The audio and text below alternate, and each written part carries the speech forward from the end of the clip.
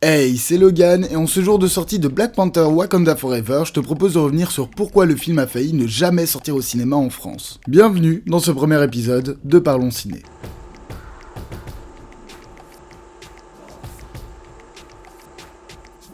Avant de comprendre pourquoi, il est important de voir le cheminement d'un film en France et dans les autres pays. Dans les autres pays, un film sort au cinéma et il va rester en moyenne 3 mois. Après, il sera disponible en DVD, sur les plateformes de SVOD, etc. La France est le seul pays qui est différent car ils ont ce qu'on appelle la chronologie des médias, le cheminement d'un film est donc différent. D'abord, le film sort au cinéma, logique. 4 mois après, il sort en physique, donc en DVD, Blu-ray, etc. et en VOD, Video on Demand, c'est-à-dire en achat ou en location digitale. 6 mois après, il sort en streaming sur Canal+ et leur plateforme. 15 mois après, il peut sortir sur Netflix. 17 mois après, c'est sur les autres plateformes de SVOD, comme Disney+, Prime Video, etc.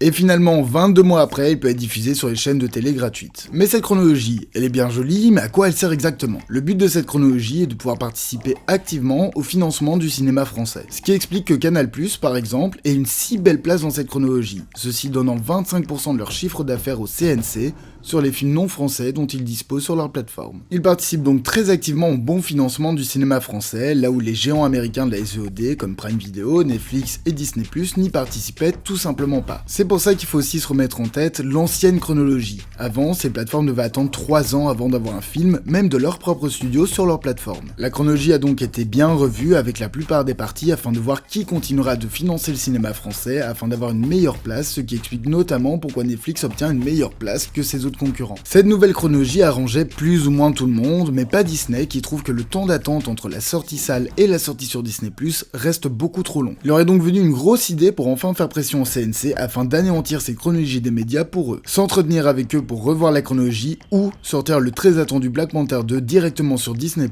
sans passer par la case cinéma. Les négociations ont duré 2 mois, mais le résultat a été finalement annoncé, Black Panther Wakanda Forever sortira bel et bien en salle. Il faut bien se dire que l'État français n'était pas réellement inquiet à ce propos. Il faut se rendre compte que dans le monde du cinéma, 3 marchés sont importants, tant ils rapportent. Le marché américain, évidemment, le marché chinois au vu de la population et donc de ce qu'ils rapportent, ce qui explique aussi pourquoi les films américains n'hésitent pas à censurer tout ce qui pourrait ne pas passer pour le marché chinois, et donc aussi le marché français qui reste hyper important. Il serait donc une bien plus grosse perte pour Disney de sortir directement le film sur Disney+, plutôt que d'attendre et de tout de même le sortir au cinéma en France. Cette annonce a bien évidemment suscité de nombreuses réactions sur les réseaux, entre les personnes heureuses que le film sorte bel et bien au cinéma et ceux qui sont déçus car c'est trop cher. Je profite donc également de cette vidéo afin de vous proposer des alternatives légales pour pouvoir profiter de vos films et séries sans trop débourser. Tout d'abord, il est vrai, le cinéma ça peut être cher. Et c'est assez connu, le spectateur lambda va 2 fois par an au cinéma au vu du prix et c'est logique. Mais il y a un moyen de pouvoir profiter de ces films au cinéma au prix minimal. Pour cela, 2 alternatives.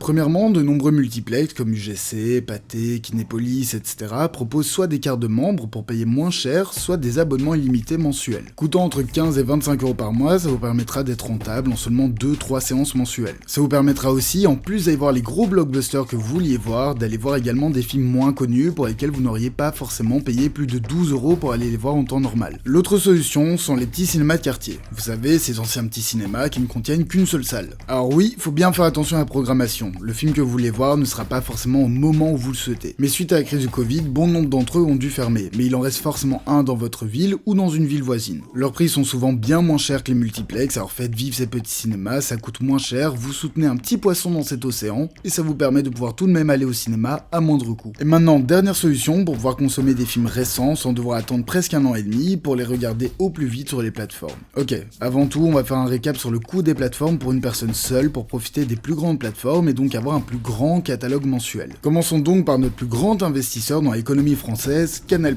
Pour avoir accès aux nouveaux films, il faudra débourser la modique somme de 20,99 € par mois. Netflix, la formule essentielle avec un seul écran pour 8,99 €. Disney+, aussi pour 8,99 € par mois. OCS, 10,99 € par mois. Et enfin, Amazon Prime Video pour 6,99 € par mois. Ce qui nous fait donc pour un catalogue des plus complets un total de 56,95 € par mois. Une belle somme à débourser donc. Mais amis français, une belle offre est disponible chez vous. Avant que je continue, il va de soi évidemment que ce n'est pas un placement de produit. Je vous rappelle que j'ai moins de 50 abonnés, ce serait donc pas possible. Canal+ vous propose propose un abonnement appelé Canal+ Ciné-Série. Dans cet abonnement, vous aurez donc le catalogue Canal+, donc les films 6 mois après leur sortie en salle, ainsi que les chaînes Canal+ Grand Écran, Sport, 360, Séries, Docs et Kids. Vient également s'ajouter à cela les chaînes Canal+ Séries, Cinéma et Ciné+, mais aussi les abonnements pour Disney+, Netflix, OCS, ainsi que Lionsgate+, Caféine, Lizzy et Télérama. Le tout pour un total de 34,99€ par mois. Une belle économie donc, à laquelle il faudrait donc seulement rajouter 6,99€ pour Prime Video, sachant aussi que cette offre passe à 20,49€ pour les moins de 26 ans. La sortie de Black Panther 2 au cinéma est donc très loin d'être une mauvaise chose et de s'empêcher de voir le film. La France est le berceau du cinéma. Le cinéma est grand, le cinéma est beau, vivez-le, sortez, amusez-vous, faites-vous une soirée entre amis, avec votre moitié, avec votre famille, mais faites vivre le 7ème art d'une manière ou d'une autre, parce que c'est beau et que c'est le meilleur moment d'évasion. Et voilà, le premier épisode de Parlons Ciné est terminé, j'espère que ça vous aura plu, n'oubliez pas de liker, de vous abonner et de partager. Merci de m'avoir écouté, à bientôt, passez une bonne soirée. Caesar.